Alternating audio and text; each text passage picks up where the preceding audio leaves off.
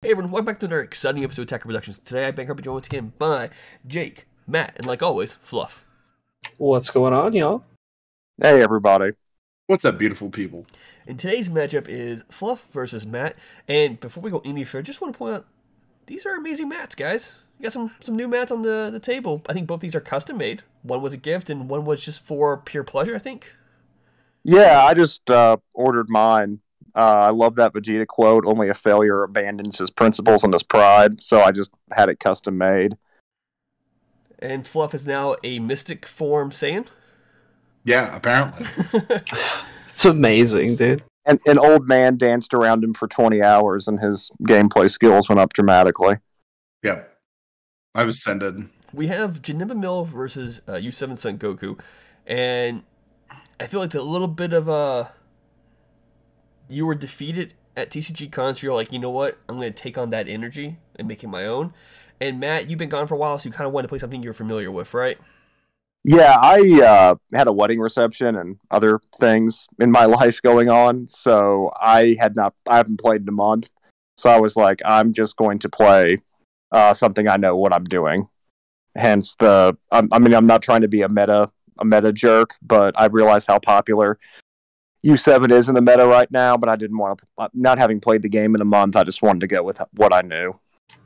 Yeah, I played against U7 at this event as well, so there were at least two at our locals this week, so it's still hanging on in the meta. Yeah, I play against both of them.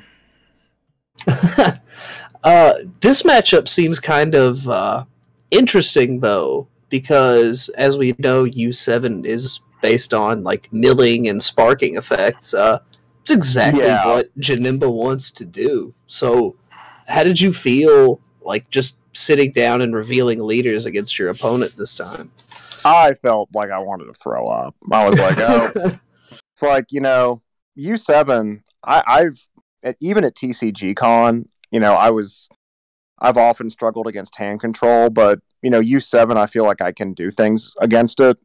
But so hand control is what I want to play the least, with the exception of Mill when I'm playing U7.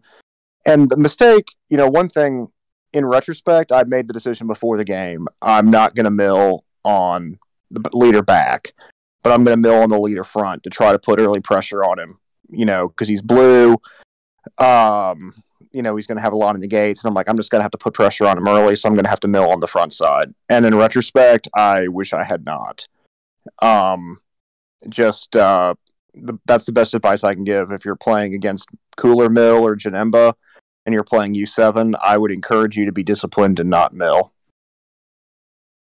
Yeah, it's tough not to do because you want to get into your effects early, but I feel like you have to just be in it for the long haul. And since a lot of U7 decks play at a 60-card deck size, it might even be possible just to extend the game and beat Janemba later on. I think I'm at 57, and I'm probably going to take it up to 60 just because of this matchup. The other thing, that really buys you time with when you're playing Janemba is, Fluff, correct me if I'm wrong, you can't have battle cards more than 5 energy. Correct. Anything that's 5 or more, you cannot include in your deck. Oh, 5 or more. So that includes, it cuts you out of God-Sealing Trunks, it cuts you out of the Baby Ape, it cuts you out of a lot of Blue's more prolific tools. So you're probably not... So, I imagine in most games, Fluff, you're not going to beat people by taking them down to 0 life. Not generally. Unless they're doing a lot of that work themselves. Generally, Janemba does not want to do that. It could, potentially, but generally it doesn't want to do that. Now, you swung early in the game. Did you ever consider not swinging? No. Well, of course not. You need your mill. I'm a dum-dum. Yeah. I think he has to keep his foot on the gas, even though it turns your effects on. No, you're right. I'm a dum-dum. I forgot that you milled on the leader swing. What am I talking about? What about like with battle cards, Fluff? What are your thoughts? Do your battle cards mill on swing? No. One of them mill play, I think. One of them at the end of the turn places itself on the bottom of the deck to mill 2 cards, and then a couple of the Bojacks will mill a card on entry. You'll see there. I had kind of dazed off when Matt did his swing, and I called no negate. Matt was kind enough to let me run that back and throw a negate down. Matt is going to be able to get his super combo off either way here. If I let an attack go through. And I really want him to burn these super combos because his hand is getting small. So I can tell that he is digging for something that he really wants to have. Honestly, I'm not. I'm actually really happy with where I am in the game right now. And I'm just trying to end this as quickly as possible, and I'm probably going too hard. But I was thinking if I can get you down to, because the Vegeta, he's already in the drop, so that's going to crit you the Vegeta SCR. That's going to crit you a life right there. So I'm thinking if there's, and I'm thinking, he's probably not going to let me take him down to 1. He's not going to forget about the Vegeta. But I'm just trying to do as much pressure as humanly possible to try to finish you turn 4. Yeah. Because I know I'm running out of time with my deck. Yeah, I know that the Vegeta is going to be problematic at some point. So I'm intentionally keeping cards in my hand to specifically deal with that Vegeta. At this point, it's a lot of I'm going to pressure your battle cards to try to keep your pressure off of me while also at the same time milling you. Yeah. Like, one of the things I kind of wish I had done was defend some of the androids harder. I think eventually you do. I don't know if you KO one or remove one, but I feel like at one point you do remove some of my battle cards. The last turn I was able to get your android and your Frieza off the field by swinging and throwing a Realm of the Gods Beerus Destroys on it. Yeah, that's rough. Sorry, go ahead, Jake. But I think Realm of the Gods Beerus Destroys and that new 3-drop Vegeta are some of the best tools that Blue has got in a couple of sets now, and both of those are very good and very applicable in the Janemba Mill deck. Now, absolutely. The SR Goku counterplay is a 5 from this new set. Not new set, but the current set is a 5-drop, correct? It's a 6-drop. Oh, it's 6. Okay. Yeah. Because I think you can only get it down to. I think it's got a fixed cost of 3. Yeah. Correct. Yeah, which I mean, if you put that in Janemba and man, oh man, you just can't. Yeah, you can't. You can't. But I mean, if you could, man, oh man, that would be trouble. Yeah. I mean, Janemba, if it didn't cap battle cards at 4 or less, would be obscene. I mean, Janemba loses access to the Oceanus negate. It loses access to a couple of other negates. Baby Hatch.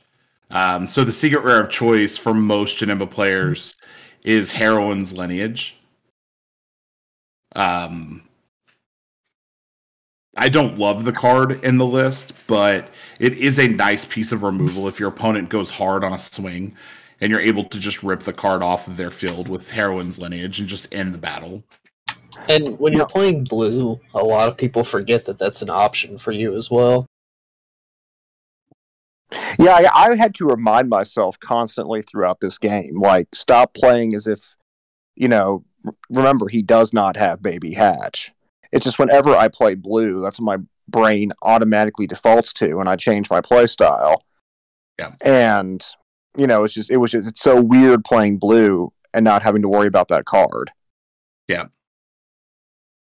I'm constantly watching your hand size, and your hand size keeps floating between 4 and 5.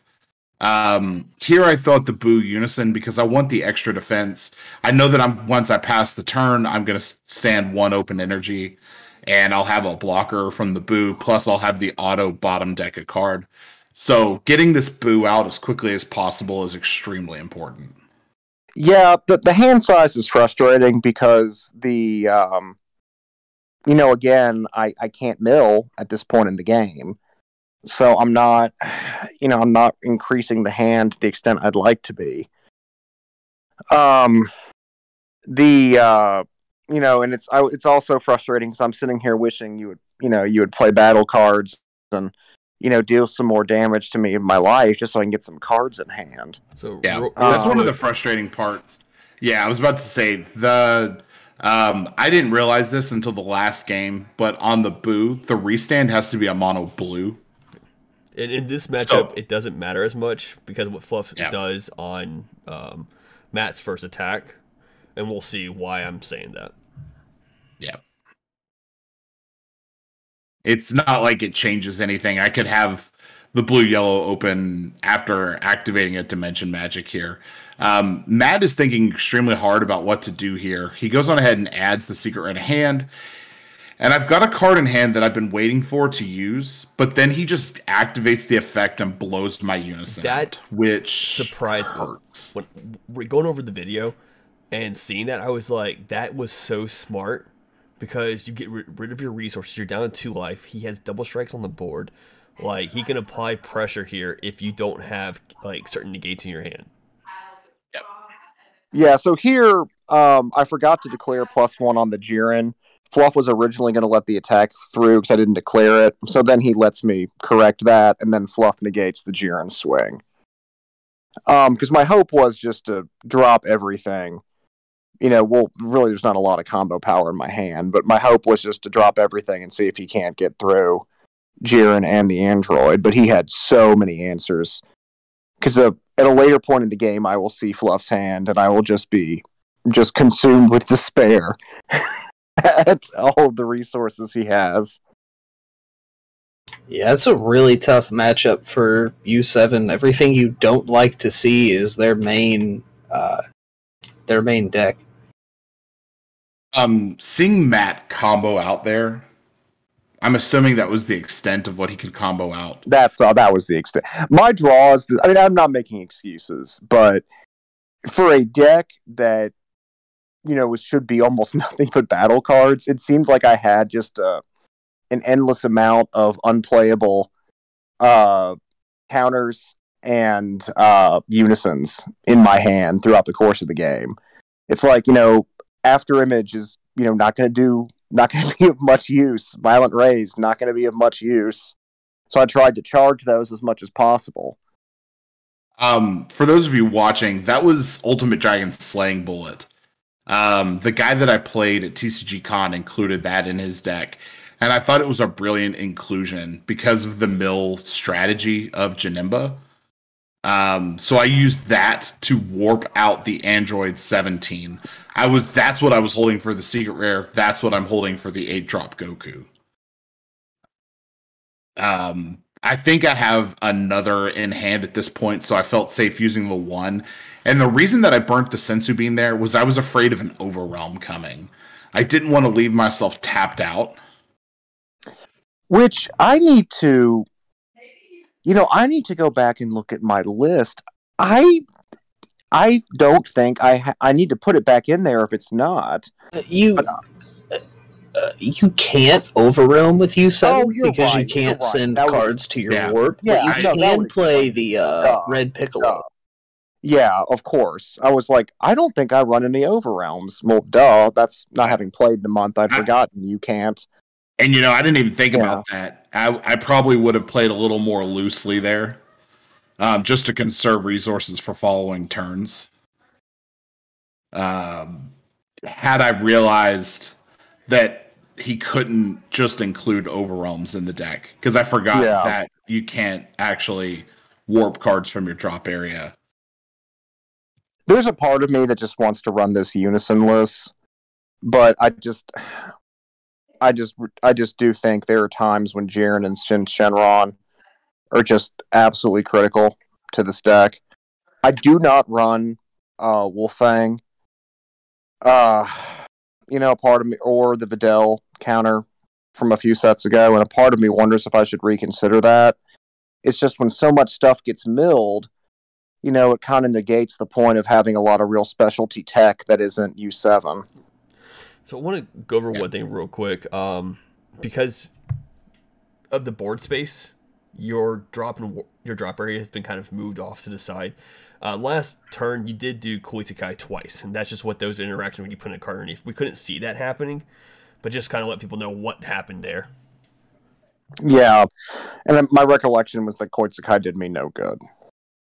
The Koitsukai honestly scared me a little bit. Well, yeah, I mean it's a way to recycle, but you also have to draw, don't you? I have to drop.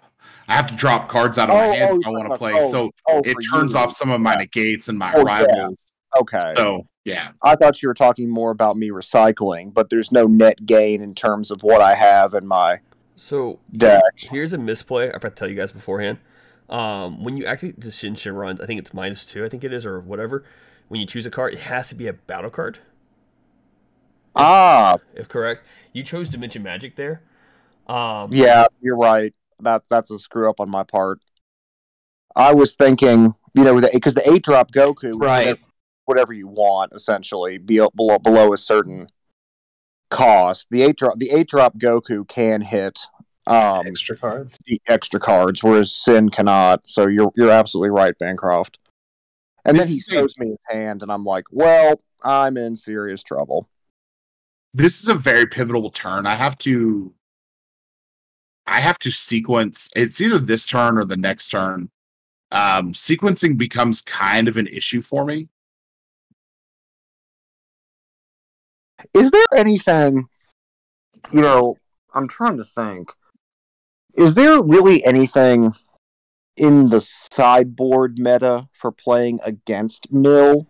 So it depends on which Mill you're playing against. And there are some decks that Red can play, but you don't see it happen a lot. It is the 2-drop extra card that I love to play in Prison. I cannot remember the name off the top of my head right now, unfortunately. It has Broly on the picture. It stops at 20k from coming into play. Denial of Hope. Thank you. And so, like... Yeah. Oh! Yeah. Did Janembas have Deflect? The Janembas do, yes. But the Bojacks don't. Yeah. The Bojacks do not, yeah. Another choice people use is I think it's a 1-drop red Videl, and it puts Saiyans on the bottom of your deck, and then you can add a Saiyan from your drop area to your hand.